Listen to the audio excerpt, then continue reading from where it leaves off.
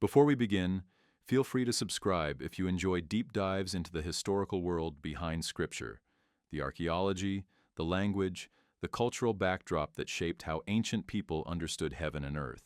Today we are stepping into a topic that is often mentioned but rarely explained: the idea that the God of Israel presides over a heavenly council.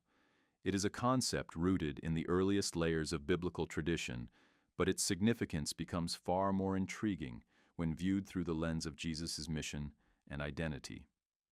For many, this subject raises questions that seem abstract at first. Yet when explored carefully, using real sources and grounded research, the picture that emerges is remarkably concrete and surprisingly interconnected. The story begins in the ancient Near East, long before the rise of classical Judaism or Christianity. Across this region, kings ruled not as isolated figures, but surrounded by advisors, scribes, envoys, military commanders, and trusted counselors. These courts were not merely symbolic; they functioned as administrative centers through which decisions were made and carried out. This imagery of a ruling assembly, authoritative, structured, and often hierarchical, shaped the way ancient writers described the supernatural world. When early Israelites spoke of God's sovereignty, they naturally framed it using a familiar visual language. God enthroned above the heavens, surrounded by beings who served, witnessed, or executed his will.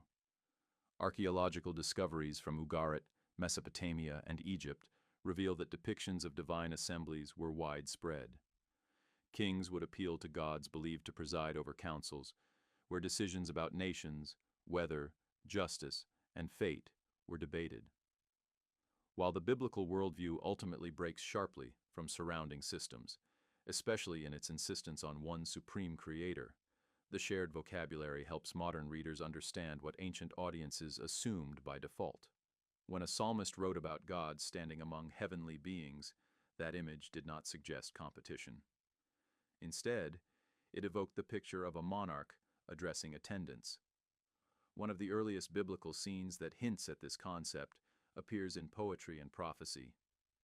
Texts describe a setting where the Most High addresses a gathering, sometimes issuing judgment, sometimes commissioning tasks, and sometimes announcing decrees that shape events on earth. Scholars note that these portrayals are not minor details, but deliberate literary devices. They show a cosmos that is ordered, relational, and governed through structured authority. This does not diminish God's power. Instead, it underlines his status as ruler over every realm, visible and invisible. Ancient Israel did not visualize the spiritual world as a chaotic mass of indistinct entities. Instead, early writings present celestial beings with defined roles. Some communicate messages, some guard nations, some carry out judgments, and others observe covenant faithfulness. These functions echo the administrative responsibilities of real ancient kingdoms. When prophets described heavenly visions, their accounts often reflected the grandeur of royal courts: towering thrones, assembly chambers, and messengers waiting for commands. This structure was not fantasy; it was an attempt to explain divine authority in terms familiar to their culture. Linguistic evidence reinforces this. The expression, often translated as "sons of God," appears not only in Israelite texts, but across Semitic languages. In many contexts, it refers to members of a divine assembly rather than human beings. The title suggests a position within a hierarchy, not biological descent. This understanding helps modern readers interpret passages that otherwise seem obscure or ambiguous. It also clarifies why early Jewish interpreters, including those behind the Dead Sea Scrolls, discussed these beings as distinct orders within the heavenly realm. Yet the biblical tradition does more than describe a structured assembly. It also records moments of tension and disobedience within it. Ancient Jewish literature preserves accounts of celestial beings who abandoned their assigned duties. Texts like Enoch and Jubilees portray these rebellions as real disruptions of cosmic order, not mythic curiosities. They illustrate how the divine council model helped ancient writers grapple with the problem of moral corruption beyond humanity. If the world contained injustice, violence, and spiritual opposition, these traditions explained it through the lens of failed loyalty among beings who once served in God's court. This background sets the stage for understanding how Jesus' arrival reframed Jewish cosmology. But before reaching that transformation, it is necessary to grasp how foundational the divine council concept was to early thought. For ancient Israelites, God did not rule in isolation. He ruled as the supreme authority, surrounded by beings who existed to serve his purposes. Modern scholarship emphasizes that this imagery appears not only in poetry, but also in narratives, legal texts, prophetic visions, and liturgical traditions. It shaped expectations about judgment, redemption, and the unfolding of history. The concept of a celestial assembly does not imply competition with God's sovereignty. Instead, it underscores his supremacy. He is the source of all authority, the one who appoints, removes, instructs, and judges every other power. This picture resonates strongly with the structure of ancient empires, where a king's authority was visible through the actions of his court. Just as ancient monarchs were never depicted as solitary rulers, the biblical portrayal of God uses the language of council and courtroom to communicate absolute dominion. The presence of the divine council also explains why biblical authors sometimes depict heavenly beings debating, observing, or participating in scenes of moral evaluation. These passages hint at a reality in which the heavenly realm is dynamic, not static. The assembly does not challenge God's will but provides a stage upon which his leadership is displayed. This framework will later illuminate how early Christians understood the authority of Jesus, a theme that becomes central as the narrative progresses. Even before Jesus enters the story, the divine council offers insight into how the ancient world interpreted power, justice, and cosmic order. To a modern reader, the idea may seem abstract, but to those living in the time of the prophets, it communicated something concrete. The Creator oversees all things with a clarity and structure that mirrors, yet surpasses, earthly rule. This structure sets the foundation for understanding every later development in the biblical drama. As we move forward, the scene is set. A royal court in the heavens, ancient and orderly. A supreme king presiding with unmatched authority. And a host of celestial beings, loyal, conflicted, or fallen, whose stories shape the spiritual landscape into which Jesus will eventually step. The next part will explore how the Hebrew Scriptures portray this council, and why understanding its role is essential for grasping the larger biblical narrative. The Hebrew Scriptures contain some of the most vivid and enigmatic depictions of the divine council in the entire ancient world. These passages are not peripheral ornaments tucked into obscure corners of the text. They stand at the center of Israel's understanding of cosmic governance. Yet modern readers often overlook them because the imagery belongs to a world so different from our own. To the ancient mind, however, the picture was unmistakable. God presides over a heavenly assembly with authority so absolute that every being, loyal or rebellious, ultimately answers to him. Understanding these scenes is essential for interpreting later Jewish thought, and for recognizing how early Christians reframed them when speaking about Jesus. One of the clearest portrayals of this council appears in poetic literature, where God is depicted standing among heavenly beings, rendering a verdict concerning justice and human conduct.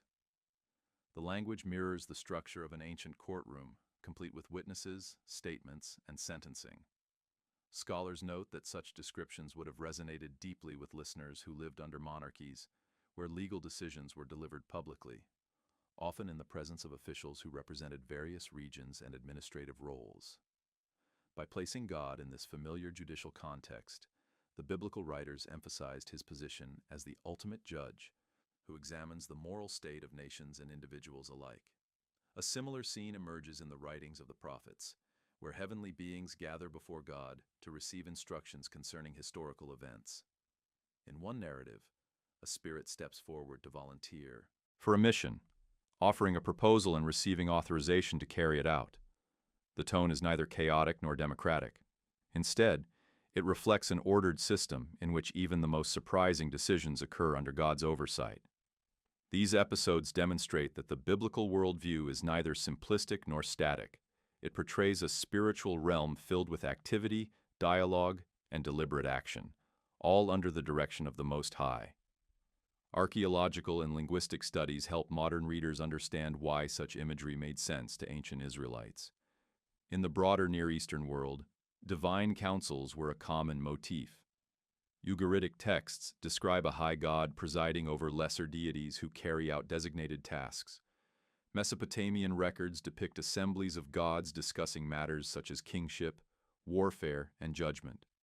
But the biblical writings differ profoundly in one crucial respect. They assert that the God of Israel is not one God among many. He is the sole creator who reigns above all powers. The imagery of a council remains, but its meaning is transformed. Instead of representing competing divine authorities, it becomes a symbol of God's unchallenged dominion over every spiritual being. This redefinition is important because it marks a turning point in the development of monotheistic thought. Rather than erasing the idea of other spiritual beings, the scriptures place them in a subordinate role. They are not rivals. They are participants in a hierarchy designed and governed by God. This distinction clarifies the relationship between Israelite faith and the cultures around it. While neighboring peoples viewed the divine realm as a network of powerful deities with competing agendas, the Hebrew scriptures insist on one supreme ruler whose authority extends to every corner of the cosmos. The Psalms provide additional insight into how the divine council functioned as a literary and theological device. In several passages, God is portrayed as delivering judgment in the midst of an assembly, condemning corruption, defending the vulnerable, and declaring the fate of those who abuse power. These scenes use vivid courtroom imagery, not to suggest uncertainty, but to highlight the clarity and righteousness of God's decisions. They portray a world in which divine justice is not arbitrary. It is purposeful, measured, and enacted through a structure that reflects the stability of God's rule. Prophetic literature expands this theme by emphasizing the involvement of heavenly beings in the unfolding of historical events. When Isaiah describes a vision of God enthroned in overwhelming majesty, he also describes seraphim attending him, proclaiming his holiness and awaiting his commands. The scene is structured, organized, and filled with intentional movement. It conveys that the spiritual realm is not distant or irrelevant. It is active, responsive, and intricately connected to the destiny of nations. The presence of the divine council in these texts has led scholars to revisit long-held assumptions about how ancient Israel understood the supernatural world. Some early interpreters attempted to minimize these passages, fearing that they resembled polytheistic traditions. But archaeological findings and comparative studies have shown that the biblical authors were not echoing foreign ideas uncritically. They were reshaping them to express a distinct vision of God's kingship. The council imagery remains, yet its meaning is decisively monotheistic. God reigns alone, and every other being, angelic or otherwise, serves at his command. The Dead Sea Scrolls provide further evidence that Second Temple Judaism preserved and expanded this understanding. In several texts, the term Holy Ones refers to celestial beings arranged in ranks and orders, often participating in worship or judgment. These writings reveal that the divine council was not a fringe idea, but part of mainstream Jewish thought in the centuries leading up to the time of Jesus. They reflect a worldview in which spiritual beings play real roles in maintaining cosmic order, carrying out divine decrees, and engaging in conflicts that mirror struggles on earth. All of this raises an important question. What did ancient Jews believe these heavenly beings actually did? In the Hebrew scriptures, they appear as messengers who relay divine words, watchers who observe human actions, warriors who confront spiritual threats, and intermediaries who influence earthly events. They are described as loyal servants, though not without the potential for failure. Some passages hint at beings who overstep their boundaries or demonstrate moral weakness, setting the stage for later Jewish literature that elaborates on themes of rebellion and corruption within the heavenly realm. The idea of a structured spiritual world had practical implications for ancient worship. Liturgical traditions incorporated language that acknowledged not only God's supremacy, but the presence of heavenly hosts who praised him. Festivals, prayers, and hymns often echoed this cosmic order, reminding participants that human worship was part of a larger, unseen chorus. This perspective brought a profound sense of connection between heaven and earth. It assured believers that their devotion aligned with a reality far greater than their immediate circumstances. The Divine Council framework also provided a lens through which prophets interpreted national crises. When kingdoms fell, when armies invaded, or when exile scattered the people, these events were not simply political accidents.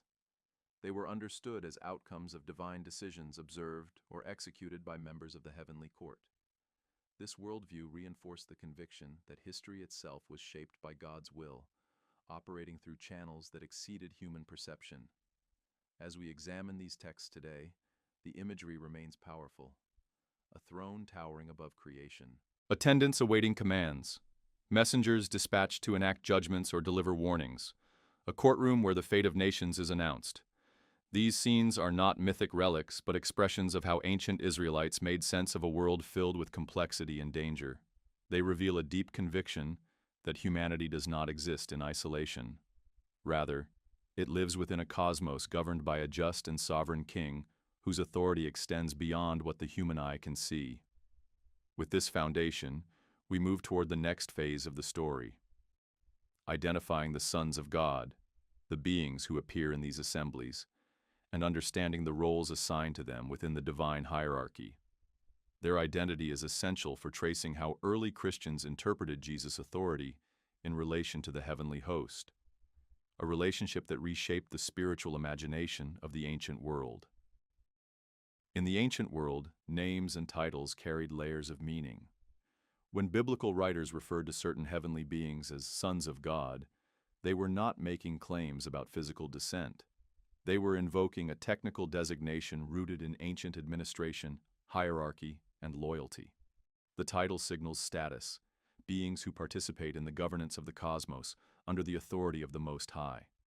Understanding this term is essential, because it forms the bridge between the divine counsel of the Hebrew Scriptures and the theological claims made about Jesus in the New Testament. Without grasping who these beings were understood to be, the later Christian reinterpretation becomes difficult to appreciate. The phrase itself appears in various Semitic languages beyond Hebrew, including Ugaritic and Akkadian, where it denotes members of a divine assembly who serve beneath a high god. These beings functioned as attendants, intermediaries, or officials tasked with maintaining cosmic order. When Israel adopted and redefined this vocabulary, it did so within a strict monotheistic framework. The beings retained their roles, but their authority was derivative, not intrinsic. They possessed no independent power, no legitimate claim to worship, and no sovereignty of their own. Their authority existed only because God delegated responsibilities to them.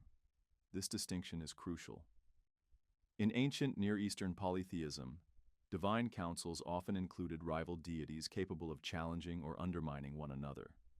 But the biblical tradition strips away this competition. The God of Israel is not the head of a committee of equals. He is the uncreated creator who reigns alone. The sons of God are, at most, administrators serving within his kingdom. They do not craft policies. They do not negotiate power. They do not influence him.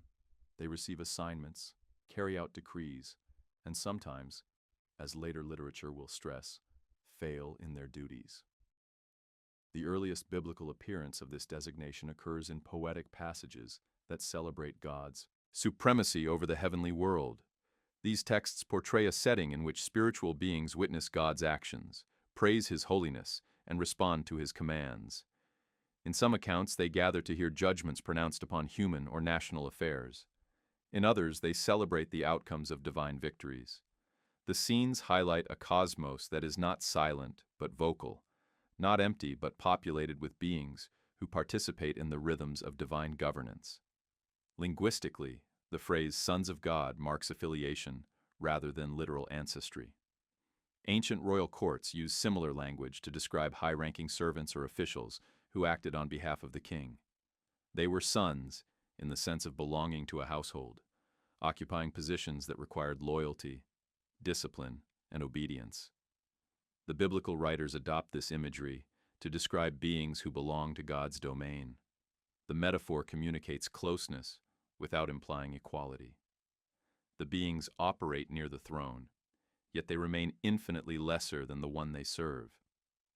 As the Hebrew scriptures progress, this hierarchy becomes more detailed. The prophets describe beings who deliver messages, provide protection, influence political outcomes, or watch over human communities. In the book of Daniel, for example, certain heavenly beings appear to be responsible for specific nations. This reinforces the notion that the spiritual world mirrors the administrative structures of ancient kingdoms. Just as earthly rulers assigned governors to different regions, the biblical worldview depicts God assigning responsibilities across the spiritual realm. The Dead Sea Scrolls expand this structure even further. In several texts, celestial beings appear in ordered ranks, sometimes depicted as participating in liturgical ceremonies that reflect the temple worship on earth. These writings reveal that the idea of a heavenly hierarchy was deeply woven into Jewish spirituality during the Second Temple period. For many Jews of that era, the spiritual realm was not a distant abstraction. It was a structured environment filled with activity, purpose, and accountability. Yet not all members of this hierarchy remained loyal. As early Jewish literature elaborates on episodes hinted at in the Hebrew scriptures, a theme emerges.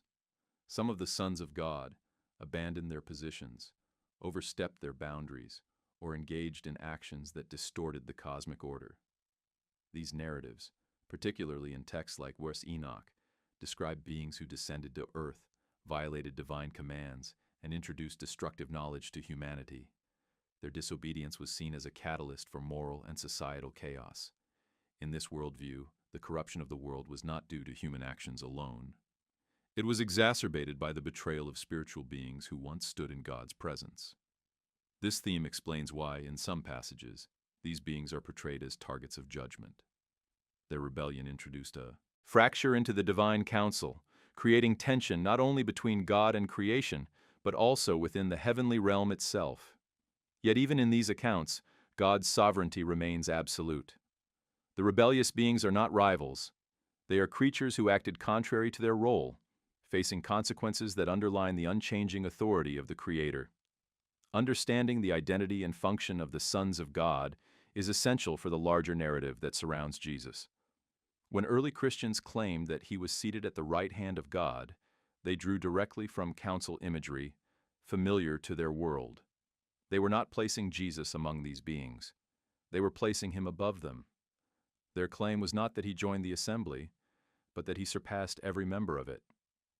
Such a declaration would have been bold, even shocking, to audiences steeped in Jewish tradition. Before we reach that turning point, however, it is necessary to examine how the Hebrew scriptures depict moments of fracture, dissent, or moral collapse among spiritual beings. These episodes explain why the divine council became a contested environment in certain Jewish writings, setting the stage for understanding Jesus' authority as not merely restorative but transformative. But for now, the picture stands clear. A royal court in the heavens, structured and orderly, filled with beings who serve under the authority of the Most High. They bear titles of honor, but not divinity. They possess responsibilities, but not sovereignty. They operate within a hierarchy that reflects the kingdom of God, a hierarchy that will soon be reinterpreted in extraordinary ways. The idea that the heavenly realm could experience conflict or disobedience may seem surprising to modern readers. But for ancient Jewish communities, it was a necessary explanation for the state of the world. The Hebrew scriptures hint at spiritual beings who act contrary to their roles, and later Jewish literature expands these hints into detailed narratives. These texts do not portray a cosmic battle among equal powers. Instead, they present rebellion as a tragic fracture within an ordered hierarchy, a failure of loyalty among beings whose authority was derivative from the start. To understand how early Christians interpreted Jesus' authority over the spiritual realm, one must first understand how Jewish tradition described the disruptions that occurred within the divine council. The Hebrew scriptures provide foundational glimpses of this tension. In one poetic text, certain beings are reprimanded for their injustice, accused of failing to uphold the moral order they were assigned to support. The judgment pronounced against them is severe, emphasizing that even those who stand near the throne are accountable to the highest standard.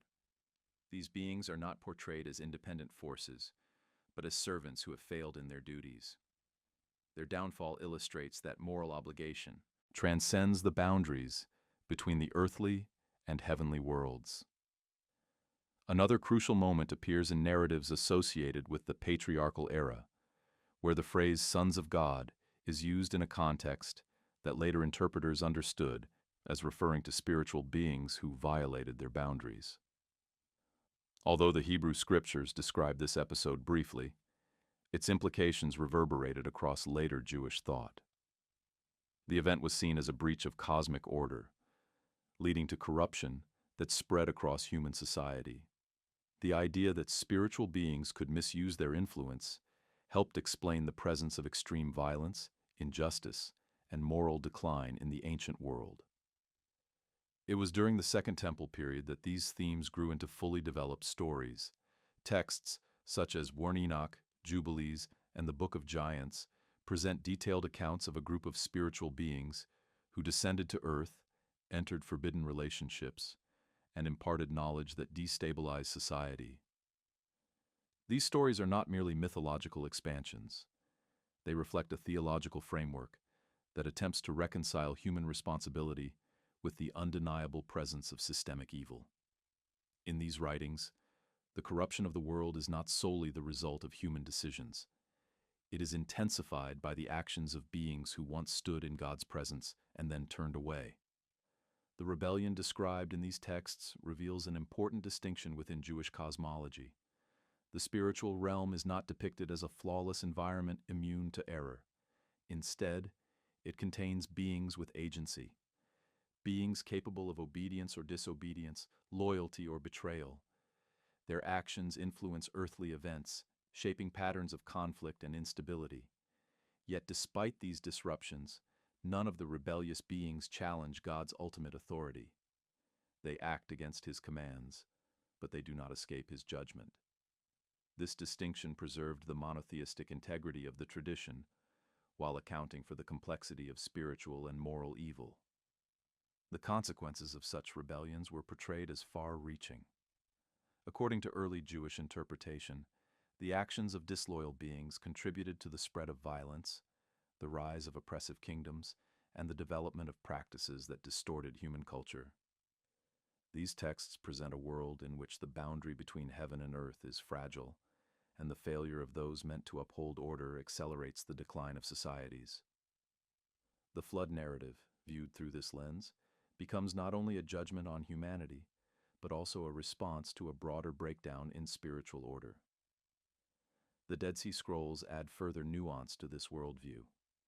Several texts describe an ongoing conflict between forces of light and forces of darkness, reflecting the belief that spiritual beings continue to influence human history. These writings reveal a community deeply aware of cosmic struggle, interpreting political and cultural pressures as manifestations of an unseen conflict. They do not portray a dualistic universe with two equal powers. Rather, they affirm the supremacy of God, while acknowledging that rebellion among spiritual beings contributes to the disorder observed on earth. This perspective is essential for understanding the expectations that shaped Jewish thought in the centuries leading up to Jesus. Many believed that the world was subject to spiritual forces acting in ways that challenged God's purposes, not by equal power but by persistent disobedience. They anticipated a future moment when God would intervene decisively, restoring order and holding rebellious beings accountable. This expectation formed part of the backdrop for messianic hope, a longing for a figure who would not only address human sin, but also confront the cosmic powers that had contributed to the world's disorder. The rebelling beings were not viewed as mythical antagonists, but as real participants in the drama of history. Their failures provided a theological explanation for the depth of human suffering and the persistence of injustice. Ancient Jews did not imagine the world as a battleground of equal supernatural forces. Instead, they envisioned a hierarchical structure disrupted by disloyalty, a disruption that awaited correction through divine action. Such a worldview generated profound questions. If spiritual beings could rebel, what would God do to restore order? Would he appoint a figure with authority to judge not only humanity, but also the unseen powers? How would this restoration impact the relationship between heaven and earth? These were not abstract theological debates.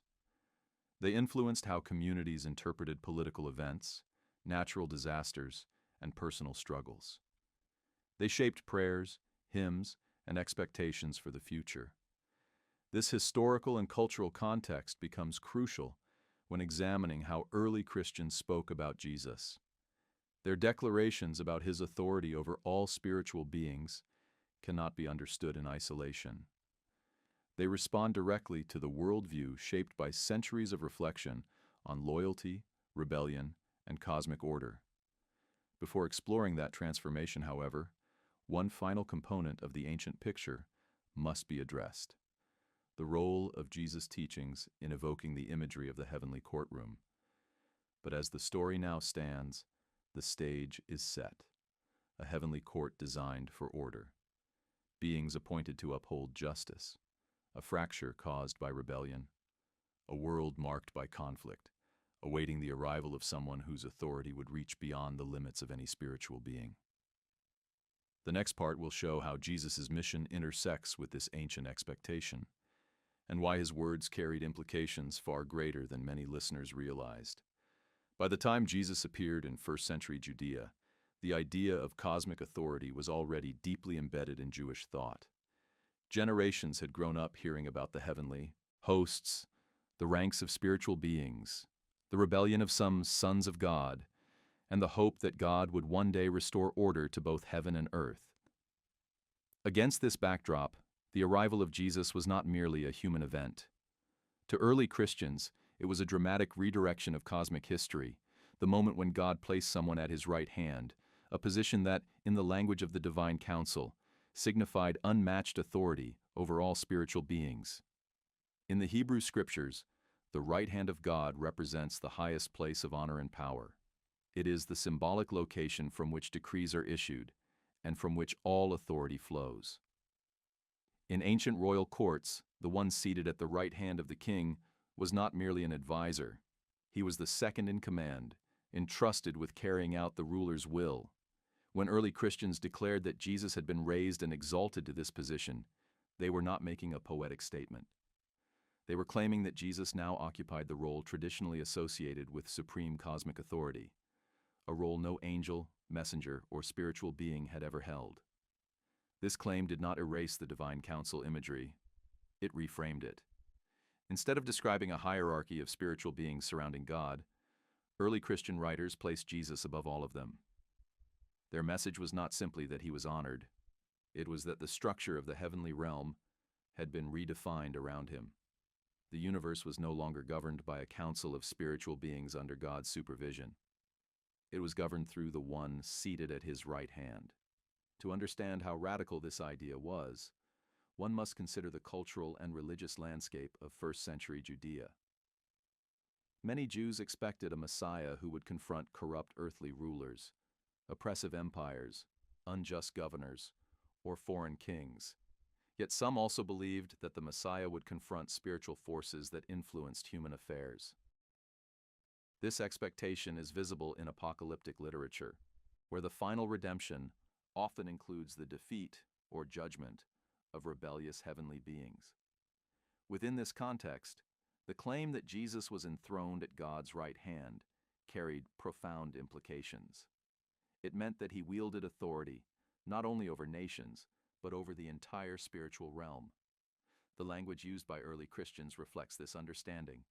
They speak of Jesus as the one through whom all things were created, the one before whom every spiritual being will bow, and the one who disarmed hostile powers. These statements draw heavily from the divine council worldview, where spiritual beings play active roles in the governance of creation. But the Christian message presents Jesus not as another member of the assembly, but as the one who now presides above it. This was a theological shift of enormous scope, signaling a reorganization of cosmic hierarchy. It is important to recognize that the early Christians did not invent these ideas out of whole cloth. They interpreted them through the lens of their scriptures. Prophetic passages that spoke of a figure seated at God's right hand, or a ruler who would possess authority over the nations, gained new meaning when viewed in light of Jesus' life and resurrection. These texts offered a framework for understanding how a human figure could participate in divine authority without compromising the monotheism central to Jewish faith. The result was a vision of the cosmos, in which Jesus occupies a place of unmatched prominence. From a historical perspective, this development reflects a sophisticated engagement with existing Jewish traditions. Rather than abandoning the divine council model, early Christians used it to articulate their belief that Jesus had been exalted to a position of universal authority. This interpretation aligned with their conviction that his resurrection was not merely the restoration of life, but the inauguration of a new cosmic order. To them, the empty tomb was not only a sign of victory over death, it was the beginning of his enthronement, the moment when he assumed the role that reshaped the entire structure of the spiritual world. The earliest Christian communities spoke boldly about this transformation. They declared that Jesus had been granted authority far above all rulers, dominions, and powers. These terms were not vague metaphors. They referred to categories of spiritual beings familiar to Jewish interpreters of the time. By placing Jesus over them, early Christians were making a definitive statement.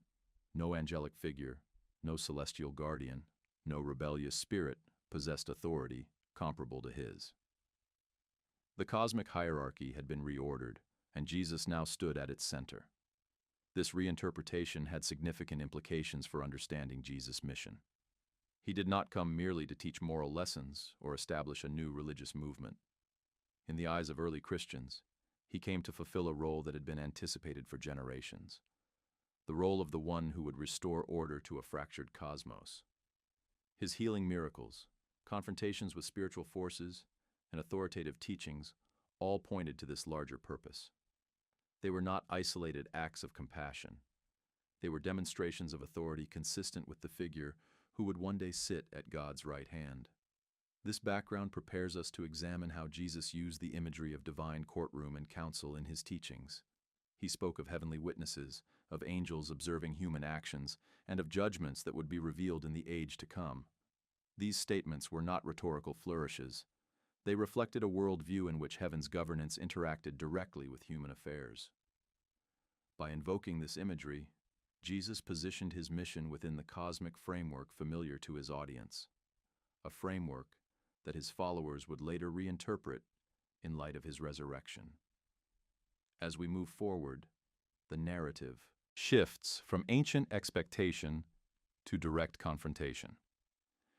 Jesus enters the scene not merely as a teacher or healer, but as the focal point of cosmic authority. And in the wilderness temptation, where he faces the adversary directly, this authority is tested in terms that mirror the ancient struggles among the sons of God. The next part will explore this moment, a turning point, where Jesus rejects the corruptions that once led heavenly beings astray and demonstrates the loyalty that defines his role in the restored cosmic order. When Jesus stepped into the public sphere of first-century Judea, his teachings carried an unmistakable resonance with the imagery of the heavenly courtroom, the language of witnesses, verdicts, records, and authority.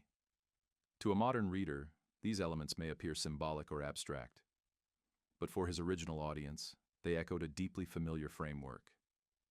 The idea that God presides over a cosmic council in which every action is observed, every intention is known, and every judgment is executed with absolute precision. Jesus' words tapped into this worldview with a clarity that was both compelling and disruptive. In several of his teachings, Jesus spoke of heavenly witnesses, beings who observe human behavior, affirm divine truth, or participate in future judgment. This imagery is not incidental. It mirrors scenes in the Hebrew Scriptures where members of the divine council appear as participants in God's judicial decisions. By invoking this language, Jesus signaled that his message was not merely a human instruction or philosophical argument. It was a declaration situated within the larger framework of divine governance. His listeners would have recognized the significance. Jesus spoke as one whose authority was connected to the highest levels of heavenly order. Jesus frequently used courtroom metaphors when explaining the consequences of human choices. He described a future moment in which hidden actions would be revealed, decisions would be weighed, and outcomes would be announced by divine authority. These descriptions align closely with ancient depictions of cosmic judgment. They portray a world in which nothing escapes scrutiny, not because of abstract moral forces, but because heavenly beings observe on behalf of the God who governs all creation. Jesus' teachings thus reaffirmed a central theme of the Hebrew Scriptures. The universe is not morally indifferent. It is structured, accountable, and guided by the watchful presence of the divine counsel. This imagery becomes even more striking when Jesus speaks of angels not merely as distant figures, but as participants in the unfolding of his message. He describes them as messengers who rejoice at repentance, as observers who witness confessions, and as agents who will accompany him in future judgment. These statements reflect a worldview in which the spiritual realm is attentive to the events of human history, not passively, but with deliberate engagement. For Jesus' audience, the implication was clear. His teachings were not isolated within earthly concerns. They reverberated through the heavens. The most significant aspect of this imagery, however, lies in how Jesus positioned himself within it. He did not speak as a member of the heavenly assembly. He spoke as someone who stood above it. His statements about judgment repeatedly placed him in the role traditionally reserved for God alone, the one who evaluates every life, reveals every secret, and determines every outcome. When he described the Son of Man seated on a glorious throne, accompanied by heavenly beings who serve as attendants, he drew directly from the imagery of the divine council. Yet in this scene, he is not a participant. He is the presiding authority. This shift is subtle, but profound. In the ancient worldview, the divine council operated under the direction of the Most High. By presenting himself as the central figure in future divine judgment, Jesus implied that his authority reached into the very heart of the heavenly assembly. He spoke of summoning angels, commanding them, and directing their actions. No prophet, no sage, and no spiritual being in Jewish tradition claimed such a role. Only the one enthroned above the heavenly court could speak in these terms. Jesus also used the concept of testimony in ways that aligned with courtroom procedure. He referred to heavenly endorsement of his mission and spoke of works that served as evidence of his identity. These statements echo ancient practices in which decisions were validated by the presence or affirmation of council members. Yet Jesus did not describe himself as needing confirmation from heavenly beings. Instead, he claimed that his authority flowed directly from the Father. In doing so, he positioned himself uniquely in relation to the divine council, connected to the highest source of authority, yet not dependent on any other spiritual being. This dynamic becomes clearer when examining how Jesus described the relationship between heaven and earth. He spoke of binding and loosing, terms that imply legal decisions or authoritative rulings. He described access to the kingdom in ways that resemble royal court protocols. He emphasized the importance of aligning earthly behavior with heavenly standards, suggesting that the decisions made on earth were integrally connected to the structure of divine governance. These teachings reinforced the idea that the spiritual realm was not distant, but actively involved in human affairs. In the context of first-century Judaism, Jesus' use of divine council imagery would have been understood as more than rhetorical flourish. It was a claim to authority. He spoke with the voice of one who transcended the spiritual hierarchy known to his audience.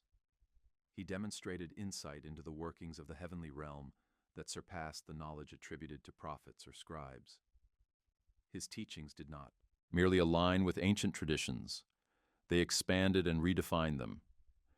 This redefinition becomes even more vivid when examining his confrontations with spiritual forces. Jesus' actions during exorcisms were not interpreted simply as acts of compassion or healing. They were seen as declarations of authority within a contested spiritual landscape, the very landscape shaped by the rebellions described in earlier Jewish literature. When Jesus commanded unclean spirits, he did so with a tone that reflected sovereign control. These beings did not negotiate. They submitted. Their reactions acknowledged a hierarchy in which Jesus stood above them, not as a rival power, but as one with unquestioned dominion. The authority demonstrated in these moments echoes the language of the divine council, but exceeds its boundaries. In ancient scenes, spiritual beings carried out God's decrees. With Jesus, the pattern shifts. He issues the commands. He determines the outcome, and the spiritual realm responds with immediate recognition. This prepares the ground for one of the most dramatic turning points in the gospel narratives, the wilderness temptation. There, Jesus faces a direct confrontation with the adversary, a moment that mirrors the ancient tension between loyal and rebellious beings within the divine council. Yet unlike those who once abandoned their roles, Jesus displays absolute fidelity to the will of the Father. His refusal to succumb to temptation establishes a new model of authority, one rooted not in coercion, but in unwavering obedience.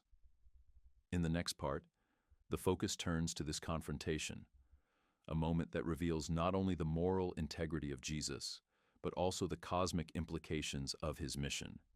It is a defining encounter in which ancient conflicts converge on one figure whose authority will reshape the entire spiritual order.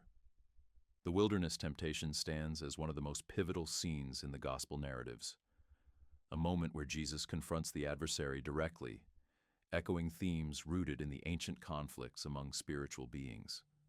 To modern readers, the encounter may appear symbolic or moralistic, but in the world of Second Temple Judaism, it carried unmistakable cosmic significance. This was not merely a test of personal virtue. It was a reenactment of the failures attributed to the rebellious sons of God, now reversed by the unwavering loyalty of the one destined to redefine the structure of the heavenly realm. The setting itself is steeped in symbolic meaning. The wilderness, a place of isolation and vulnerability, was traditionally viewed as a domain where hostile spiritual forces roamed. Ancient Israelites associated desolate regions with danger, testing, and encounters with beings that operated outside the boundaries of human society. By entering the wilderness, Jesus stepped into a space that represented both physical hardship and spiritual confrontation. It is here that he faces the adversary, not as a desperate wanderer, but as someone whose authority is already emerging. The adversary approaches Jesus with 3 temptations, each connected to themes that echo ancient divine council narratives. These temptations are not random. They strike at the core of loyalty, purpose, and rightful authority. The first temptation challenges Jesus' trust in the Father's provision. In ancient Jewish literature, the rebellious beings often acted out of dissatisfaction, a refusal to accept the roles assigned to them. By rejecting the inducement to create sustenance for himself, through supernatural means, Jesus displays the obedience that the ancient rebels lacked. He chooses dependence on God rather than the assertion of autonomous power. The second temptation transports Jesus to a high place, where the adversary urges him to test divine protection. This mirrors episodes in early Jewish texts, where spiritual beings misused their privileges or exploited their proximity to the sacred. Instead of submitting to God's will, they attempted to manipulate it. Jesus' refusal to participate in such a display contrasts sharply with their arrogance. His response affirms that divine authority is not something to be leveraged for personal validation, but followed with reverence and restraint. The third temptation is the most revealing.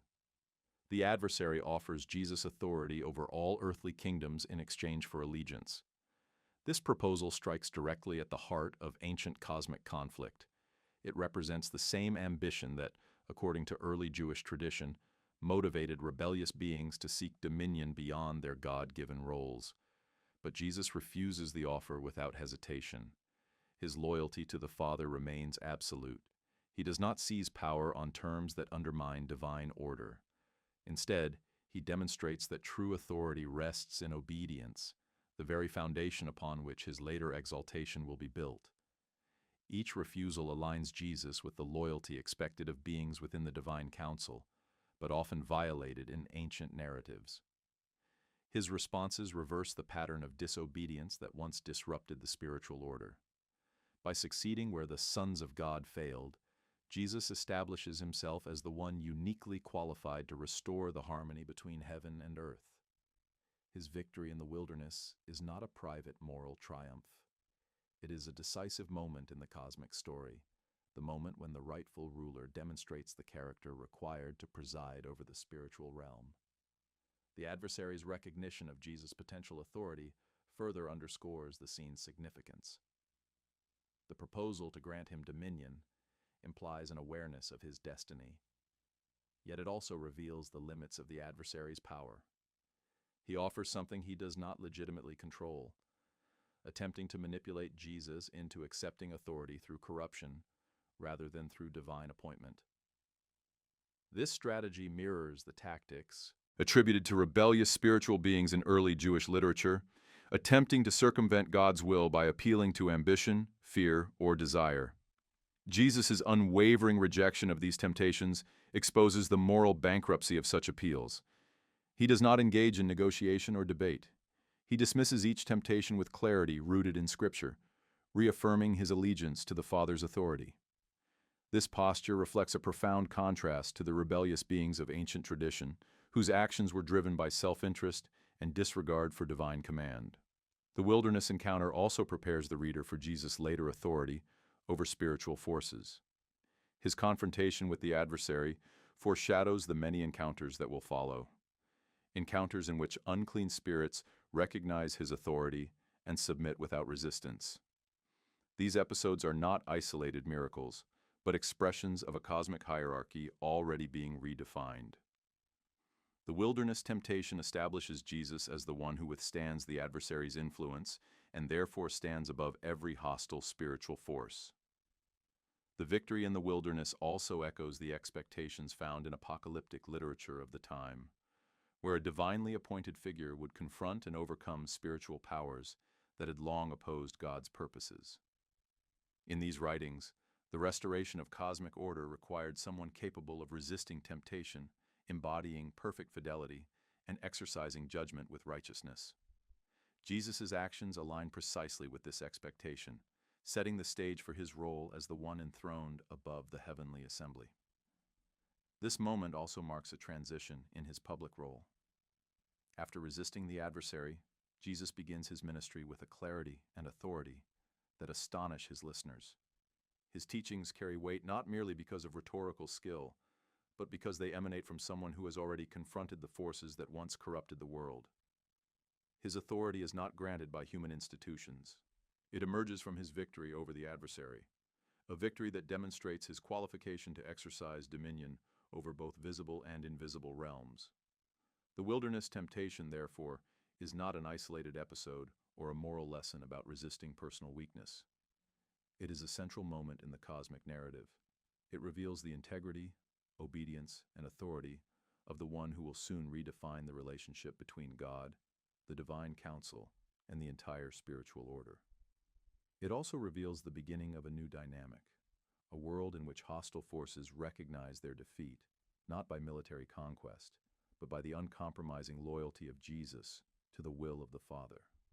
In the next part, the focus shifts to Jesus' miracles, acts that, in the ancient worldview, served not only as signs of compassion, but as declarations of authority over spiritual powers, disease, chaos, and even the natural elements. These miracles reveal how the one who triumphed in the wilderness now exercises sovereignty in ways that reshape the order of creation. In the world of the Hebrew Scriptures, miracles were never mere spectacles. They were signs, tangible expressions of divine authority breaking into human experience. When Jesus performed miracles, his actions resonated with themes familiar to ancient Jewish audiences: the confrontation with spiritual disorder, the restoration of creation's harmony, and the demonstration of rightful dominion over forces that had long contributed to the world's suffering. To modern readers, these events may appear simply compassionate or symbolic. But to first-century observers steeped in the worldview of the divine council, Jesus' miracles announced something far more profound. Someone greater than every spiritual power had arrived. One of the most striking features of Jesus' ministry is the ease with which he confronts spiritual beings. In the gospel narratives, unclean spirits recognize his authority immediately. They do not negotiate. They do not resist successfully. They respond with fear and compliance, acknowledging a hierarchy in which Jesus stands above them. This dynamic would have been unmistakable for ancient listeners. In the literature of the Second Temple period, rebellious spiritual beings were often portrayed as influences behind sickness, violence, or social disorder.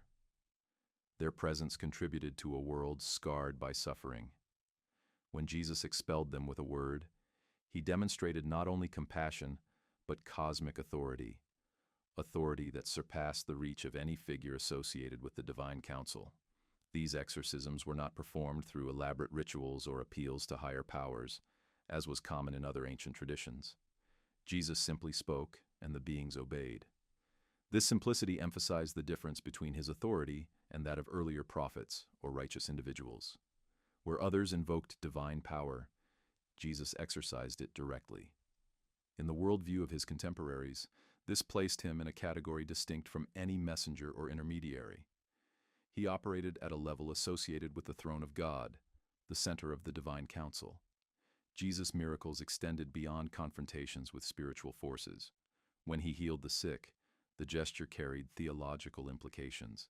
Illness, in ancient thought, was often viewed as an intrusion into the natural order, sometimes connected to impurity, sometimes to spiritual disruption, and sometimes to the fragility of human existence. By restoring health, Jesus demonstrated mastery over conditions that symbolized the world's brokenness.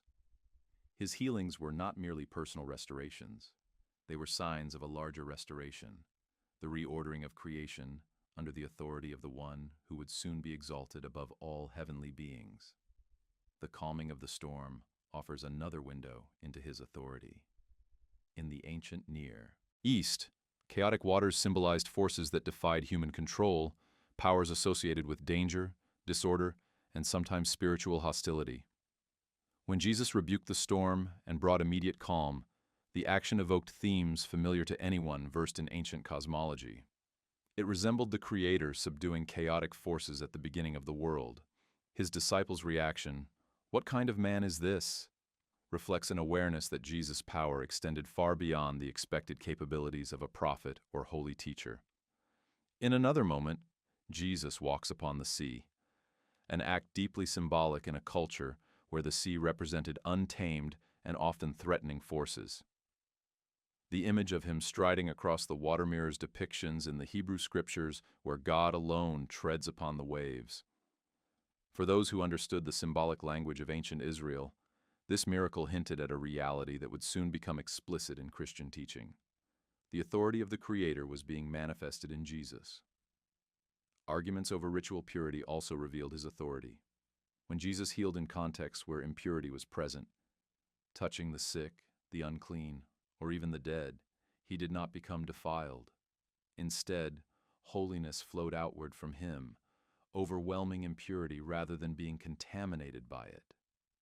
This reversal of the expected pattern implied that he possessed a kind of spiritual authority previously associated only with God. In the framework of the divine council, where beings could become corrupted or lead others into impurity, Jesus' actions demonstrated flawless purity exercised with sovereign power. One of the most significant miracles, the feeding of the multitudes, likewise echoed themes of divine provision. In ancient literature, the failure of rebellious beings often included their inability to sustain those under their influence. Their betrayal contributed to famine, injustice, and violence. By contrast, Jesus provides abundant nourishment in the wilderness, the very region associated with danger and spiritual testing. His act evokes the memory of divine provision in earlier generations and signals that the authority once mediated through heavenly beings is now embodied in him. Perhaps the most powerful revelation of Jesus' authority appears in his forgiveness of sins. To the ancient mind, sin was not merely moral failure. It was participation in disorder, a break in fellowship with God, and alignment with forces opposed to his purposes. Forgiving sin, therefore, was a prerogative linked exclusively to divine authority. When Jesus pronounced forgiveness, he was not offering personal comfort. He was acting within the jurisdiction of the highest authority in the divine hierarchy. His opponents recognized the implication instantly, questioning how a man could exercise a role reserved for God. Yet Jesus coupled these pronouncements with physical healings, demonstrating that his authority extended into both spiritual and physical realms. He did not claim a symbolic role. He enacted it. Each miracle became evidence of a larger truth: the authority that once belonged solely to the Creator, the authority that stood above every member of the divine council, was now present in Jesus. For ancient audiences familiar with the stories of rebellious spiritual beings, this was more than a theological claim. It was a declaration that the power structures of the cosmos were being reordered. Where others had failed, Jesus succeeded. Where ancient beings had brought corruption, Jesus brought restoration. Where the world had suffered under the consequences of disobedience, Jesus introduced a new order defined by righteousness and healing. These miracles also prepared his followers for the unprecedented events that would follow. They demonstrated that his authority was not limited to teaching or symbolic acts. It operated across every dimension of existence: spiritual, physical, natural, and moral. By the time of his death, resurrection, and exaltation, his identity as the ruler above every spiritual being would not be a new idea. It would be the culmination of a trajectory already seen in his actions.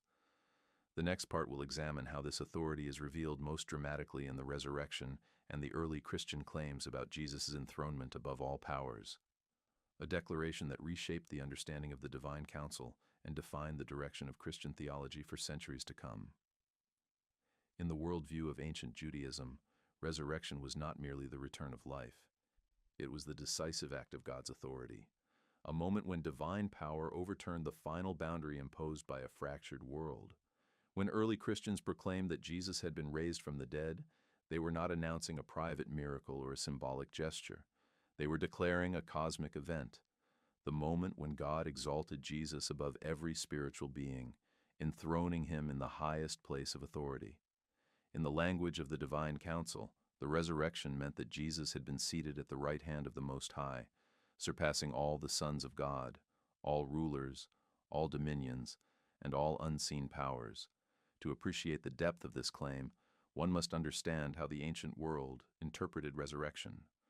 For many Jewish thinkers, the resurrection of the righteous was linked to the final judgment, the restoration of creation, and the defeat of rebellious spiritual forces. It was the moment when God would reveal his sovereignty in full, establishing justice where corruption had prevailed. When early Christians proclaimed that Jesus rose first, ahead of the final resurrection, they implied that the future had begun ahead of schedule. God's decisive act of cosmic renewal had started, and it centered on Jesus. The resurrection narratives emphasize not only Jesus' victory over death, but the transformation of his status. He does not simply return to life as he was before. He is exalted. He appears in glory. He commissions his followers with authority that reflects his new position. In early Christian thought, this exaltation is inseparable from enthronement, the placement of Jesus at God's right hand. This imagery, drawn directly from ancient visions of the divine council, communicates a singular message. Jesus is now the ruler through whom God governs the universe. Ancient royal enthronement ceremonies provide valuable context. When a king elevated a trusted figure to sit at his right hand, that individual received authority to administer justice, issue decrees, and act on behalf of the throne. The early Christians used this exact language to describe Jesus' post-resurrection status. He was not merely honored, he was empowered with supreme dominion. And unlike human rulers, whose authority could be challenged or revoked, Jesus' authority was portrayed as eternal, rooted in divine action, and affirmed by his victory over death. The earliest Christian writings consistently echo this theme. They speak of Jesus being exalted above all powers, not only earthly rulers, but also spiritual entities known in Jewish tradition as principalities, authorities, dominions, and thrones. These terms referred to various categories of spiritual beings believed to influence nations, cosmic order, or historical events. By placing Jesus above them, early Christians made a definitive claim. No spiritual power, loyal or rebellious, operated outside his authority. This redefinition of cosmic hierarchy had profound implications. In the ancient worldview, rebellious spiritual beings contributed to the disorder of the world. Their influence was associated with violence, deception, idolatry, and oppression. By contrast, the enthronement of Jesus marked the beginning of their decline. Early Christian writers described Jesus' resurrection as a victory over these forces, a disarming of hostile powers, a stripping away of their influence, and a declaration that their authority was temporary and ultimately subordinate to him. This theme appears not only in theological reflections, but also in the earliest confessions of faith. When early followers proclaimed that Jesus is Lord, they were not using a polite title. They were asserting his supremacy over every being in heaven and on earth. For communities familiar with divine council imagery, this declaration meant that Jesus held the position that no angelic being had ever held. He did not simply join the heavenly assembly. He became the center of it. The resurrection also revealed something unique about Jesus' identity.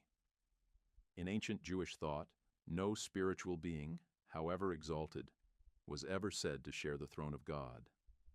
Angels served, messengers obeyed, heavenly beings praised, but the throne belonged to God alone. By placing Jesus at the right hand of God, early Christians made a bold theological statement. Jesus participates in the rule of God in a way that transcends the role of every heavenly being. He does not merely reflect divine authority, he exercises it. This understanding reshaped how early Christians viewed spiritual conflict. They believed that the rebellious spiritual beings described in earlier literature had already been defeated in principle. Their influence continued, but their ultimate fate had been sealed by Jesus' exaltation. The resurrection, therefore, was not simply a triumph over physical death. It was a decisive act in the cosmic struggle that had begun long before human history. Jesus' enthronement signaled the beginning of a new order, one in which the cosmic hierarchy was centered not on a council of spiritual beings, but on the authority of a single figure who ruled alongside the Creator. This belief also brought coherence to Jesus' earlier actions. His authority over illness, chaos, impurity, and spiritual forces now appeared as foreshadowing of his ultimate status. Every miracle, every exorcism, every authoritative teaching was a preview of the power that would be fully revealed through the resurrection. His earthly ministry was not separate from his cosmic role. It was the beginning of it. The early Christians saw in the resurrection the answer to questions that had defined Jewish thought for centuries. Who would restore order to the spiritual realm? Who would judge the rebellious beings? Who would bring harmony to creation? Who would unite heaven and earth under a single, righteous authority? Their answer was clear and unwavering. Jesus, enthroned at the right hand of God, now presides over the universe. This conviction shaped not only theology but identity. Followers of Jesus understood themselves as living under the reign of the Exalted One, aligned with the cosmic ruler whose authority surpassed all spiritual powers. Their hope was grounded not in mythic speculation, but in the belief that the resurrection had inaugurated a new era of divine governance, one in which Jesus stood at the center. In the next part, the narrative will turn to the long-term legacy of this belief. The early Christians did not merely reinterpret the divine council. They transformed it, reshaping centuries of tradition into a vision centered on Jesus' supremacy.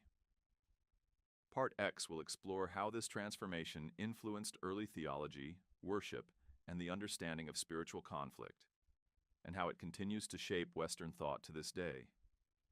The legacy of the divine council did not disappear with the rise of early Christianity.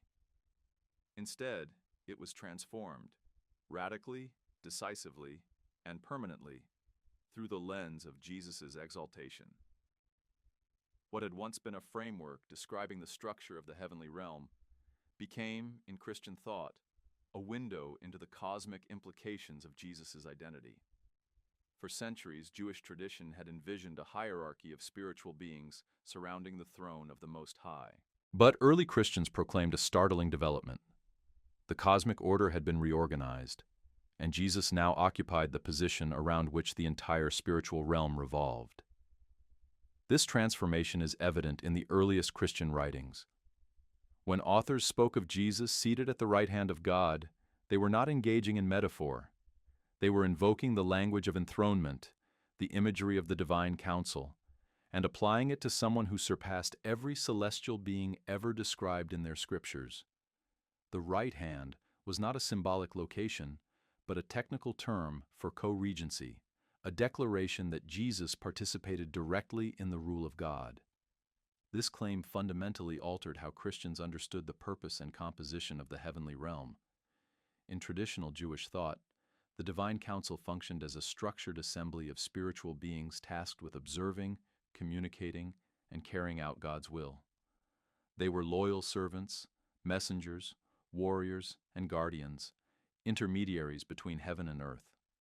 But in Christian interpretation, these roles were subordinated to the authority of Jesus.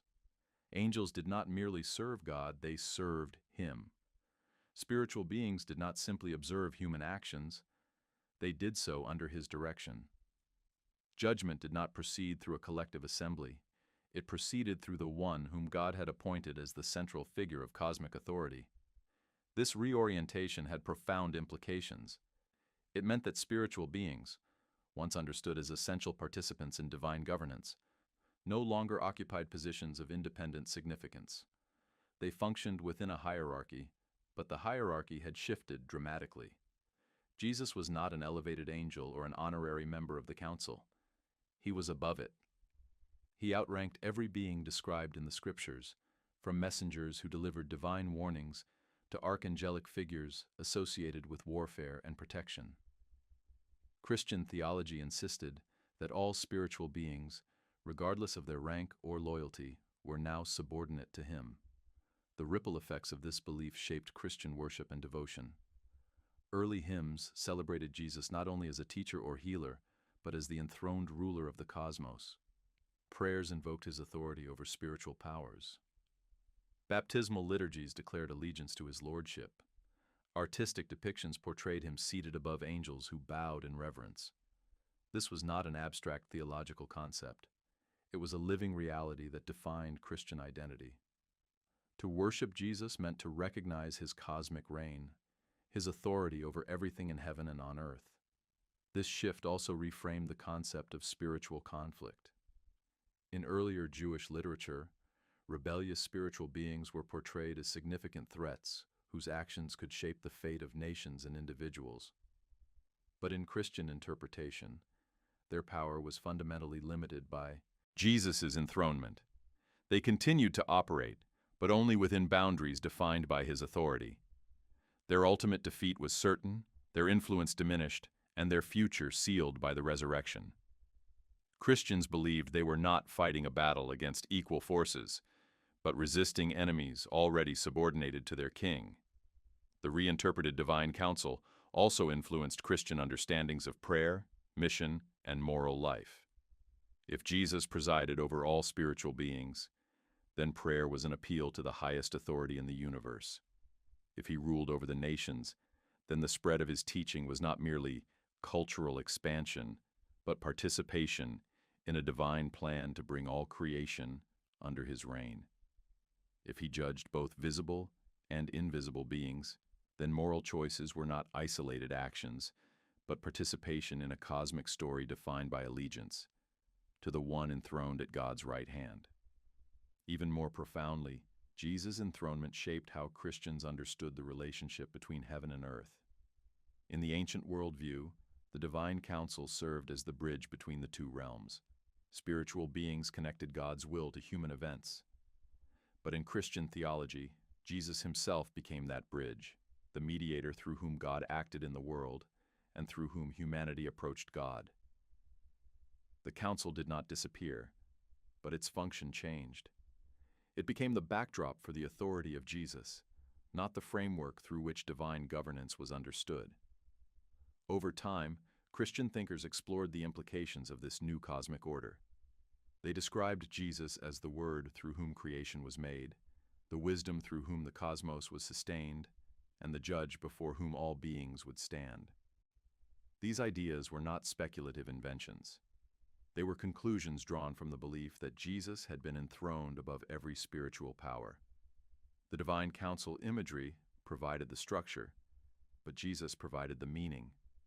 He was the one in whom the ancient hopes found fulfillment, the one who restored harmony to a fractured spiritual world, and the one whose authority guaranteed the ultimate triumph of justice and peace. The enduring impact of this belief can be seen across centuries of theology, art, worship, and cultural imagination. The idea of Jesus ruling above angels does not remain confined to early Christian literature. It shapes medieval hymns, Renaissance paintings, modern films, and contemporary worship songs. It influences understandings of spiritual warfare, divine protection, and the nature of hope itself. At its core lies a single conviction, that Jesus stands at the center of the cosmos, reigning with authority unmatched by any being in heaven or on earth. This conclusion brings the story full circle. What began as an ancient image of God presiding over a heavenly assembly becomes, through the lens of the New Testament, a revelation of Jesus' identity. The divine council does not disappear. It becomes the witness to his supremacy. The spiritual beings who once participated in cosmic governance now bow before the one seated at God's right hand. And the universe, once marked by rebellion and disorder, finds its center in the figure who embodies perfect obedience, perfect authority, and perfect unity with the Creator. In this vision, the mystery of the divine council is not merely resolved, it is transformed, reinterpreted through the life, death, resurrection, and exaltation of Jesus. The heavenly assembly still exists, but its purpose is now defined by him. Its members still serve, but they do so under his command. And its throne room, once the domain of many, now radiates with the glory of the one who reigns above all. This is the legacy of the divine council in Christian thought, a story of ancient imagery reshaped around a single central figure, whose authority brings coherence to the spiritual world and hope to the human one,